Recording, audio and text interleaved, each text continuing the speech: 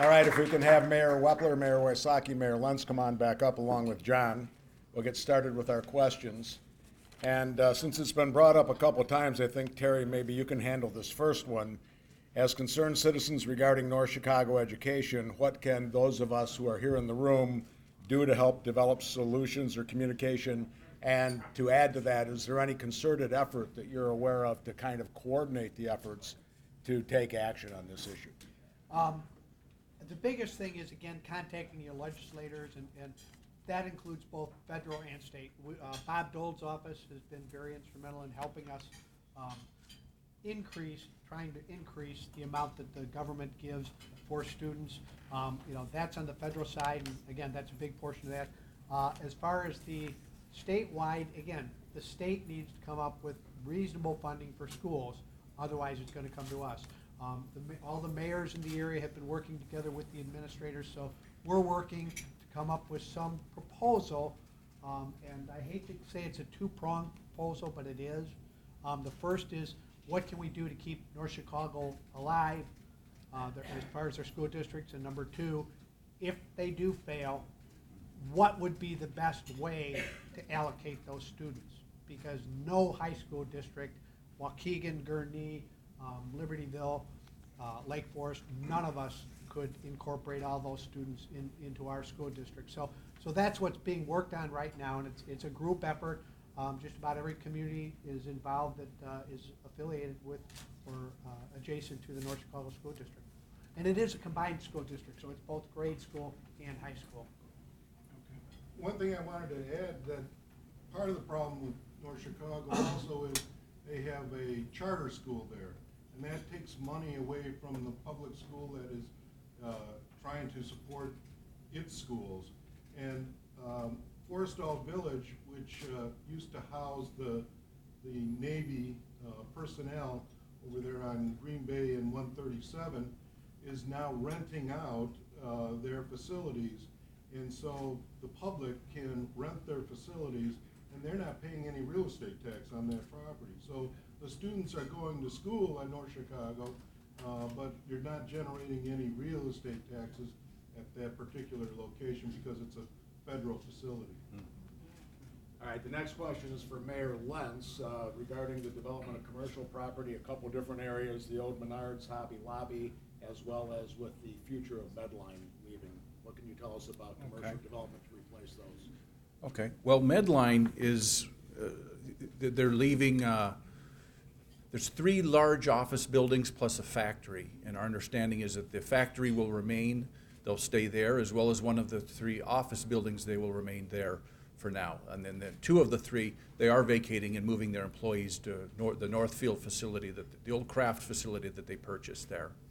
Regarding the old Menards site, there was a sheriff's sale on the foreclosure scheduled here last week, and 2 days beforehand there was some kind of paperwork filed that delayed it even more. So it's all caught up under foreclosure and litigation or whatever, and our understanding is that Walmart is still interested in that site eventually, but right now they're just waiting to see who they negotiate with. That's our current understanding, and it's all caught up in the foreclosure proceedings at this point. All right, thank you, Mayor. John, you're going to be up next if you want to go to the podium. You mentioned Uncle Julio's being a great place to eat, worth the wait, but what is being done, if anything, to try to address the parking problems?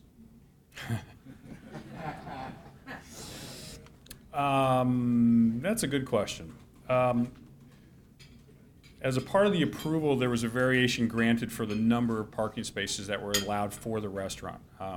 There was concern expressed about that by Trustee Williams with regards to that situation.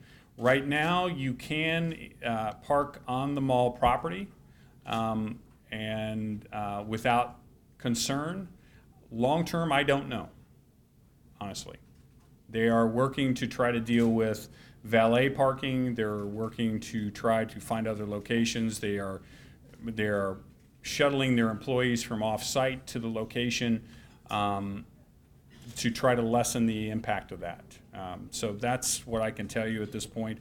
Long term, they're going to have to find a solution. All right, very good, John. Thank you. Next question is for Mayor Wysocki, so if you want to go up to the podium. there's been a lot of talk about the various TIF districts and all of the progress that the communities are making individually. What can Green Oaks do, or is Green Oaks doing in cooperation with the other communities in order to foster overall development for the county? Well, you know, as each of us kind of joke about coming to each other's community, really the purpose of the TIF district is to improve blighted areas. So as each community, you know, improves their area that they're, whether it's a parking garage or industrial site or overall housing development, each community increases the value of the overall properties in the entire county. It doesn't take a genius to figure out that it's not between all of us in improving ourselves. You just have to go across the state line to Wisconsin and see those huge developments and the huge industrial parks and whatnot. And unless we all work together, and that includes the state, first and foremost, we're just kind of treading water, really. We're just treading water. All right, thank you very much. I mean, we're always on the lookout for ways to improve the landscaping, particularly on village-owned property, for sure. As in terms of say a truck terminal that's there, we are receiving, you know, they're operating at partial capacity, and even with that, we're receiving complaints from the local residents, and the trial on the lawsuit is scheduled for October. So that's the status as it stands now. But again, thank you for having us here, and any follow-up questions? I'll hang out around for a little bit, All so right, thank you. Mayor Wepler. And I will tell you, we're getting complaints about the SEA terminal too from our residents on 137, from the noise from it. So it does affect more than just one line in the neighborhood.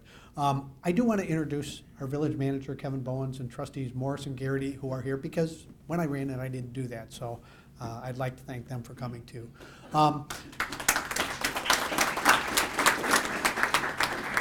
I think the problem that's facing Libertyville is the problem that's facing all four communities. It deals with our relationship with the state, what's going on with the state, and just not knowing what's going to happen next.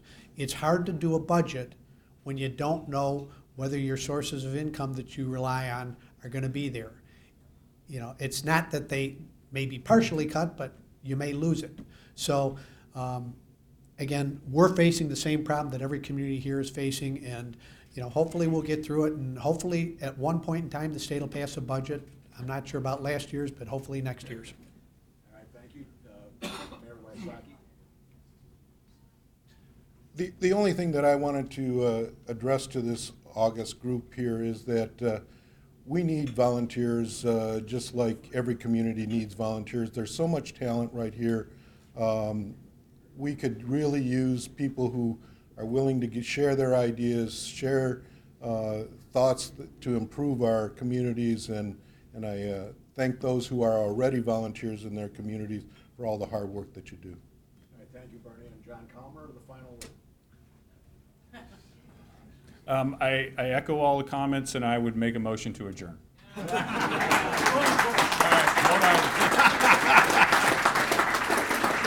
right, well, that's how I lose control. But for those of you who are at the annual meeting, you may have remembered that we talked about this great GLMV raffle, and I'm very proud to say that I bought the very first ticket. I paid Ray that night for that. So our executive director, Ray Mullen's going to have a few closing comments for us, including talking about the raffle. So come on up, Ray. First of all, how about a big round of applause for our moderator extraordinaire, Hal Cox. If Hal ever really truly does retire, I'm not quite sure what we're going to do. He'll be stuck listening to me, I suppose, at this stuff. So please encourage him to continue to help GLMV. Thank you to all of the mayors. Thank you to all of the representatives. Thanks for everybody for being here. And I guess it's about time. We don't take, the chamber, as you mostly know, does not take a lot of, or any real advocacy positions. But as members of the community, perhaps the single note that I heard is this: a rising tide floats all boats, and our local communities are doing a terrific job, in my opinion, to build a terrific community and great environment for business. However, maybe it's time for us to contact our state representatives and tell them we're tired. We're tired of not knowing what's going on. We're tired of not having any way to plan our businesses. And if you have any question as to who your state representative is or who you would contact at the state level, we'll be happy to help you with that. Now, on another note, as Hal said, we have a great opportunity for you to win up to $10,000. There are only going to be 200 tickets sold. We'll be drawing them at our golf outing, and you don't have to be the only person to buy a ticket. You can join in with a few friends. I just happen to have one or two with me today. Tickets are $100 each, so if you'd like to see me afterwards, get a chance to win $10,000, we'll do that. And once again, thank you for everybody for being here, and thanks to all of our special guests.